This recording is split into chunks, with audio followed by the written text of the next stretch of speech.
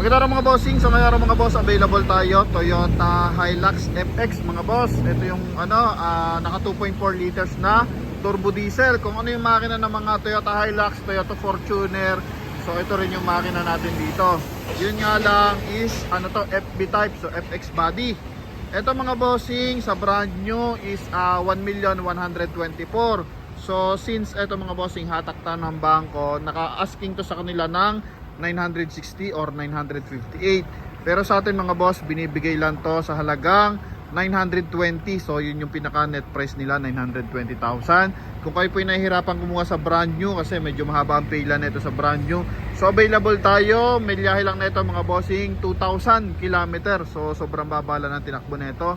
Then yung spare tire nito mga bossing hindi pa nagagamit. Sa mga interesado, pakita natin.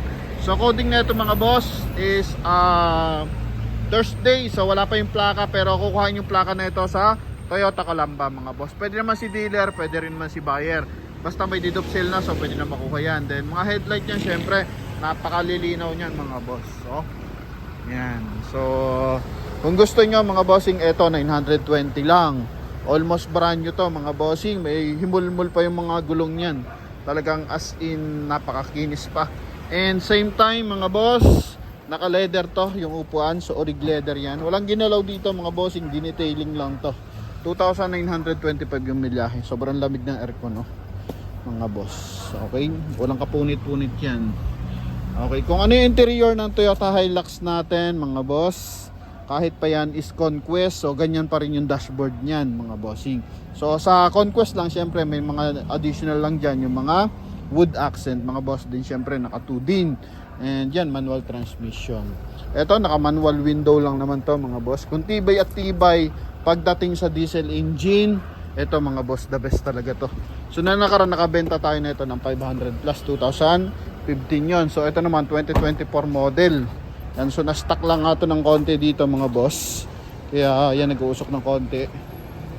Pero normal lang yan mga boss, basta na-stock. So kailangan lang yan painitin para mag-rotate ulit yung flowing ng langis. Then ito mga boss, naka-plastic pa yan, oh.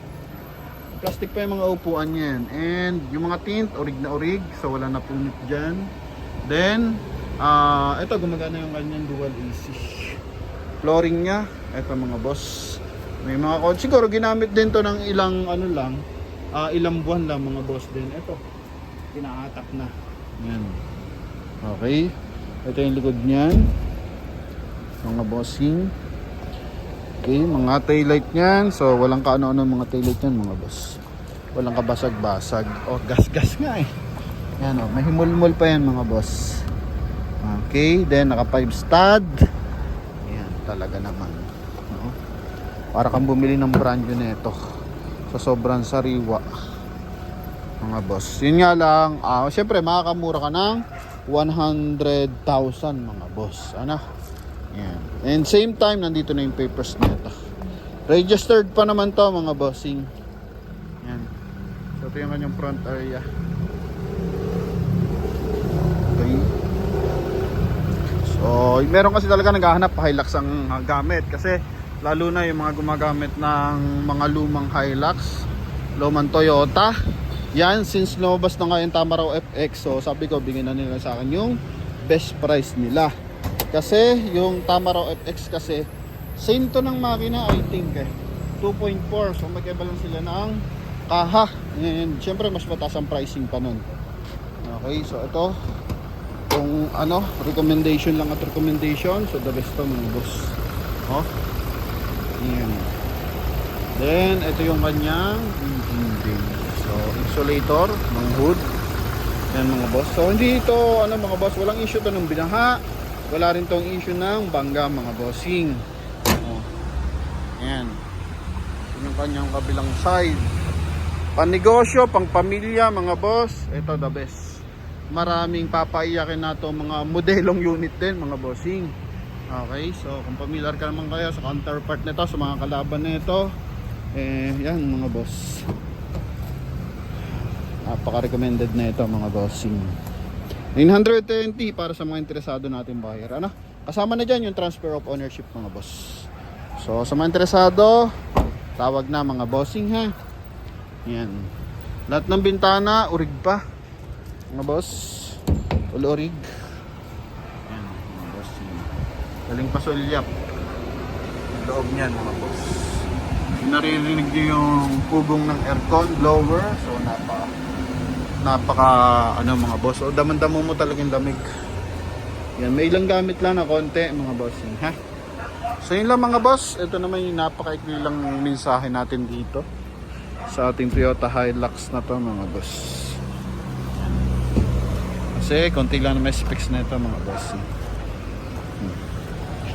Putan lang ulit natin. Yan. So manual transmission. Glove box. Check natin kung kailan siya na-release. Ay wala pa. Pero nasa kanila yung original papers. Registered 2024 mga bossing na. Yan. Ito. Yan mga boss. Susi niya, check natin. Dalawa pa yung susi. Then ito yung sa UV niya. Okay, busina, ayos. Ceiling, naka-plastic pa, mga visor. Grabe naman to mga boss. Yan, para sa mga naghahanap ng recommended na unit, ito po. Okay? Magsama kayo at hindi ng mekaniko, recommended ko to mga bossing. Pero pag alanganin tayo sa unit, syempre nagpapasuyo tayo dyan. Nagpapadala tayo ng mga relatives ng buyer para sila mag-check, lalo na pag mga old model. So mahirap mag-recommend ng mga bossing, no? Pero kung kayo tiwala, makina tsaka transmission, yan lagi kong chine-check mga boss. Pero ito, magdala kayo at hindi, ibabalik kayo yung pera nyo pag meron pa kayo nilait dito mga boss. Sobrang sariwa nito mga boss. So yun lamang mga boss. And pwede rin itong apply natin for financing, ano? Yan, para sa mga interesado for financing, pwede rin naman. Yun nga lang, rin-recommend natin mag-cash na kasi malaki yung discount natin mga boss, no? 100,000. And para maiwasan din natin yung interest. Okay? Yan. Ito mga boss. Kulang na lang dito, syempre, is yung carrier. Kung maglalagay kayo ng carrier. So yun lamang mga bossing. Thank you very much and God bless you all. Bye bye.